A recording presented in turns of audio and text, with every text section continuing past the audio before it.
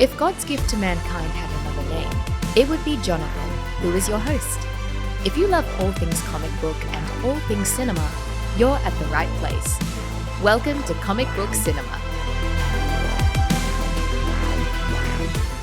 What's up, comic book movie fans? My name is Jonathan, this is Comic Book Cinema, and today we're going to discuss the top 5 worst post-credit sequences of all time. Going back to 2008, post-credit sequences became a very major thing for comic book films. In 2008, none of us were expecting such a huge, shocking cameo at the end of the first Iron Man film, when we got Sam Jackson's Nick Fury popping in the room and talking to Iron Man about the Avengers Initiative. It was a huge deal. And from that point moving forward, it started to train us as an audience to stay in the theater. Stick around for these MCU films after the credits, and you might just get a little treat. Then a few years later, DC started to follow suit. I'm not saying that they copied Marvel, but that's kind of what they did. Today, I'm going to break down my top 5 worst post-credit sequences in both Marvel and DC films. There's no specific set of criteria. These are just the ones that disappointed me the most. An honorable mention has to be thrown out to the post-credit sequence for The Flash. Sure, we got to see Jason Momoa's Aquaman come back, and I know that when they were shooting these films, they did not know that the DCEU was about to end, but the last few post-credit sequences that we got from Aquaman, The Lost Kingdom, and especially The Flash were very disappointing. At number 5 for me, it's going to be Spider-Man No Way Home's post-credit sequence. Why in the world would you not bring Tom Hardy into this epic film? You already had all these iconic villains, and sure, one can make the argument that maybe the film would have been a little overstuffed if he would have been in the film, but I thought if you're going to bring all these characters from past and present together, it would have been so cool to see Tom Hardy in this film. When I saw him for the first time in this post-credit sequence, I was getting all excited. Then I actually saw what happens in this post-credit sequence. A little trace of the Venom symbiote gets left behind in this universe before Tom Hardy conveniently gets transported back to the Sonyverse. And to this day, nothing has happened from this. Speaking of things that really haven't paid off yet, number 4, I have the Eternals post-credit sequence where Star Fox and Pip make their appearance. If you watch this show, you know that I'm not a comic book expert.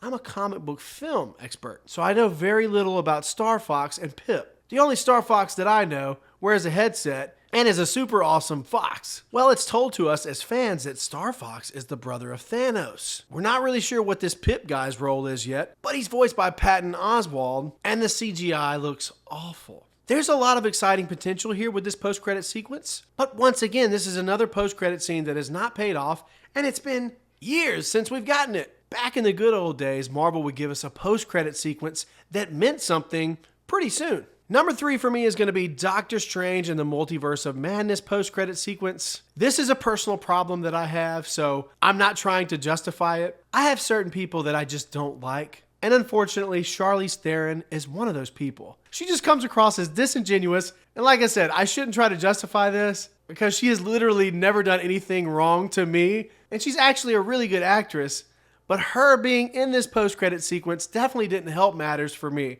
Along with that, at the end of Doctor Strange in the Multiverse of Madness, the all-seeing eye appears on his forehead, and it's shown to us as an audience that, oh my, this is a problem. And 2 minutes later in the post-credit sequence, we see a Doctor Strange that already has the ability to control the all-seeing eye. It literally takes the cliffhanger from this film and resolves it. At number 2, this might be a little controversial. Some people might jump on me in the comments, but that's okay. I can handle it. But my second worst post-credit sequence of all time was in Justice League, the Snyder Cut. When Jared Leto first hit the scene as the Joker, I had an appreciation for his performance. Most people, if not all, did not like the Jared Leto Joker, but I stood behind him and I applauded how different he was from most other Jokers. He had the grill. Some of the tattoos were questionable, especially the one that went across his forehead that said damaged. But I thought it was a fun, different take until I saw him in this post-credit sequence. I don't know what he was trying to do, and he did this some in the Suicide Squad film, but what it felt like was just overacting and overbearing and just absolutely ridiculous. I mean, look at this. How many can die in your arms before you grow numb to death? You don't want to kill me. I'm your best friend. A truce, Bruce.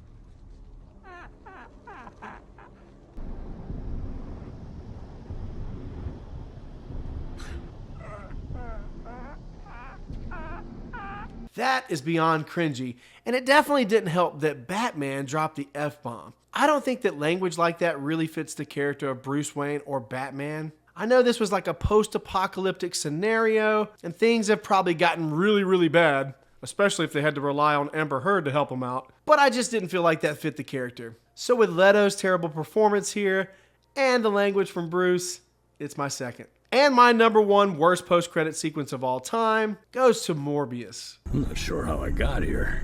Has to do with Spider-Man, I think. What sense does this make at all? Why are we bringing in the MCU Vulture into this universe? And the way the two are brought together just doesn't make any sense at all. Just like everything else that Sony has done, this feels completely rushed. No thought was put into it. It's just them saying, hey, how can we get the MCU characters into our universe and make our universe cool? But don't worry, fans. I'm sure that things are going to turn around for Sony in the future. Madam Web along with Kraven are probably going to bust the box office wide open. So those are my top 5 worst. What do you guys think? Am I wrong? Let me know in the comments below. Thanks for watching. Make sure you like, share, and subscribe. Check us out on the other socials. And until next time, have a good one.